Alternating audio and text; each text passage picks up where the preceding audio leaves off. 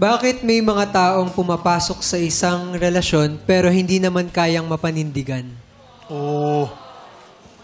Taray, no? Ganyan yung mga nakikita kong post sa Facebook. Unahin natin si Andrea. I think that case is very rampant, lalo na sa mga generation natin ngayon, na mga kabataan, very heightened ang emotions. Pakitaan mo ng kilig, ng excitement, talagang aasa. Well, that's very normal. Pero ayun nga, nagiging chaos yan and dilemma kapag nag-commit ka sa relationship na hindi kayo both ready.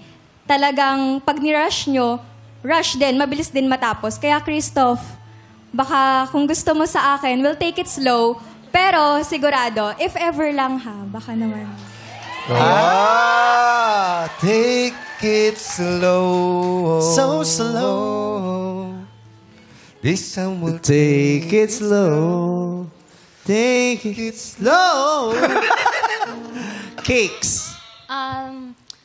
Siguro kasi may iba, parang nagla-love bombing sila. Like, Ano yun? Ano? Isa Love pa? bombing. Love bombing po. Bombing, parang love bombing. Love bombing. Parang feeling, pagka nakaramdam na sila sa isang tao, overtly na-express nila, I love you, ganyan. Tapos sobrang laki ng gestures, ganyan. Tapos pag fully invested na yung taong pinakitaan mo, biglang hindi mo pala kayang mag-commit. Like ganun. So sobrang sa akin, siguro dapat bago tayo mag-pursue ng iba, dapat genuine muna. Parang tignan muna natin kung pure yung intentions. Ganon. Minsan kasi nadadala tayo dahil lang sobrang mahal na mahal tayo. Ganon. Tapos nag-i-invest ka din. Tapos yung pala, hindi ka naman pala paninindigan. Mapusok. Simula pa lang ang pusok na. Pero Love-bombing pala parang yun. bomba nga. Yung pumutok, tas nawala din naman. Ganon po. Oo. Trisha.